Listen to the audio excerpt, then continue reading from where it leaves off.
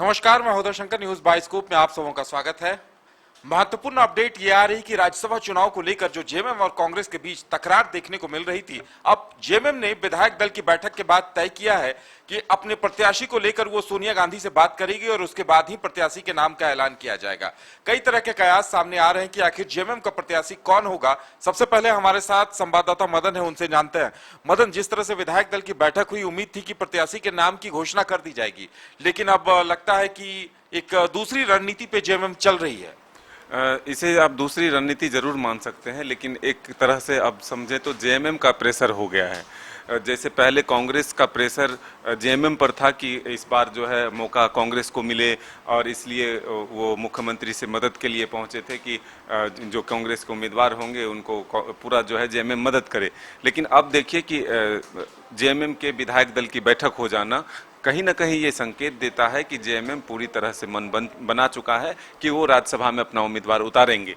स्पष्ट निर्देश इसलिए हम कह सकते हैं कि कांग्रेस जब इतनी दावेदारी पेश कर रही थी तो आखिर कांग्रेस के नेताओं ने मंथन क्यों नहीं किया, कांग्रेस के नेताओं ने अपना बैठक करके एक नाम क्यों नहीं भेजा पहले।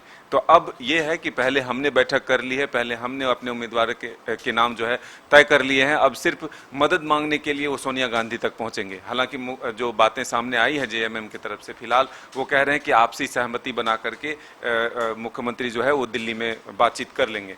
आज इसको लेकर के मुख्यमंत्री दिल्ली रवाना भी हो रहे हैं। लेकिन अब देखिए कि सहमत की खेल के जो है वो प्रारूप नजर आ रहे हैं। कांग्रेस के तमाम जो नेता हैं वो दिल्ली में मौजूद हैं, चाहे प्रदेश अध्यक्ष हो, चाहे विधायक दल के नेता हो, या फिर जो प्रभारी हैं झारखंड के, वो तमाम नेता जो हैं वो दिल्ली में मौजूद हैं। वहीं सोनिया गांधी से मिलने के लिए मुख्यमंत्री भी पहुंच रहे हैं। तो अब देखना होगा कि अब तक जो त्याग और बलिदान की बात कांग्रेस के तरफ से जेएमएम के ऊपर कहा जा रहा था कि इस बार जेएमएम जो है वो त्याग और बलिदान दिखाएगी, वहीं दूसरी तरफ उससे पहले ही अब ये बैठक करके तय कर लिया गया कि कांग्रेस जेएमएम जो है अपना उम्मीदवार देगी। बिल्कुल, यानी वो जो कहा जाता है कि राजनीति में बहुत सी चीजें सिर्फ बोलने से, कहने से नहीं होती, करना पड़ता है। तो लगता है कि कांग्रेस दावा करती रह गई और जेएमएम एक कदम आगे बढ़ के विधायक दल की बैठक कर अब सोनिया गांधी का समर्थन भी लेना चाह रही है। इसमें एक कदम और आगे भी पहले ही सुप्रियो भट्टाचार्य ने जो एक बयान दिया है उससे वो जेएमएम अपनी दावेदारी पक्की करती है कि जनता ने उन्हें मैंडेट दिया है, यानी कि विधानसभा में इतने सीटें जो दी है उसके तहत वो एक सीट राज्यसभा की जीत सकते हैं। इसलिए झारखंड के सवालों को, झारखंड के समस्याओं को ऊपर तक पहुंचाने के लिए, केंद्र तक पहुंचाने के लिए उनके प्रतिनिधि को जाना होगा, नहीं तो फिर ये जनादेश का अपमान होगा।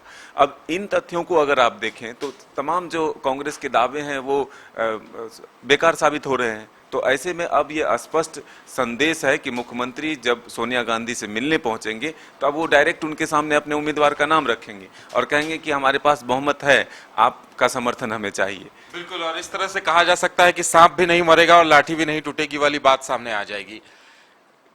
इसके साथ साथ एक और बात, महत्वपूर्ण बात सामने आ रही कि मुख्यमंत्री हेमंत सोरेन के मामले में जो अदालत में सुनवाई हो रही है, 1 जून को सुनवाई होनी है, और उस मामले में चुनाव आयोग ने सीएम को बुलाया हुआ था पूछताछ के लिए या अपना पक्ष रखने के लिए आमंत्रण दिया था। लेकिन अब मुख्यमंत्री हेमंत सोरेन ने फिर से वक्त लिया है और इस बारे में क्या कुछ जानकारी सामने आ रही है, मदन से जानते हैं। बिल्कुल, देखिए एक बड़ी खबर है ये, इसलिए क्योंकि जिस तरह से राज्य में राजनीतिक माहौल बने हैं, जो स्थितियां हैं, उसमें मुख्यमंत्री हेमंत सोरेन पर काफी प्रेशर की बातें सामने आ रही थी। बीजेपी आरोप लगा रहे थे कि अब जो है सरकार यानी मुख्यमंत्री को इस्तीफा देना होगा, नैतिकता के आधार पर देना होगा।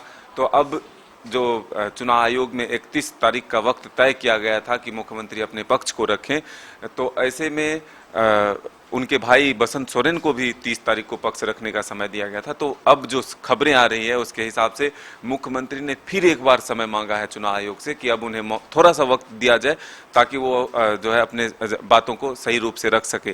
तो चुनाव आयोग ने उनके इस मांग को मानते हुए अब 14 जून का समय तय किया है। वहीं बसंत सोरेन अपने नियत समय पर यानी कि 30 मई को ही अपना पक्ष रखेंगे। उसके साथ ही बीजेपी को भी अपना पक्ष रखने का मौका दिया गया है, वो 14 जून को बीजेपी भी अपना पक्ष रखेंगे।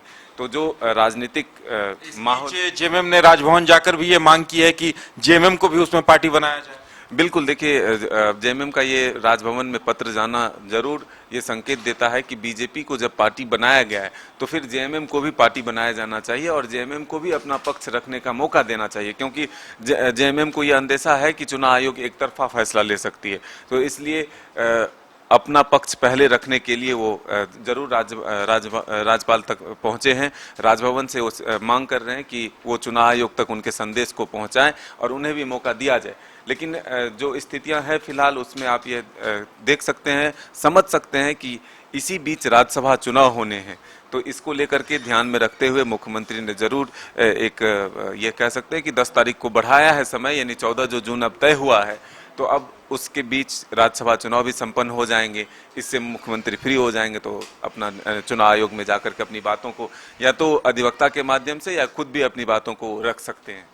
बिल्कुल, यानी कहा जा सकता है कि अब राज्यसभा चुनाव पे पूरे झारखंड की सियासत फोकस होने जा रही है और इसलिए चुनाव आयोग से भी वक्त मांग लिया गया है। लेकिन इस बीच इतना तय है कि ईडी अपना अभियान चलाती रहेगी और जो लगातार पूछताछ का सिलसिला चल रहा है, जानकारी मिल रही है कि कुछ डीएमओ खनन पदाधिकारी अभी भी ईडी की लिस्ट में है जिनसे पूछताछ बाकी है और उनसे मुकम्मल पूछताछ के बाद और अभी तक जो हिंट्स मिले हैं, जो लिंक मिले हैं, उनके आधार पर ईडी फिर कार्रवाई कर रही है। कयास इस बात को लेकर लगाए जा रहे हैं कि आने वाले 1-2 दिनों में कुछ बड़े खुलासे हो सकते हैं और कुछ और लोग ईडी के जरिए दबोचे जा सकते हैं। फिलहाल हमारे साथ इतना ही, हमें दीजिए इजाजत, नमस्कार।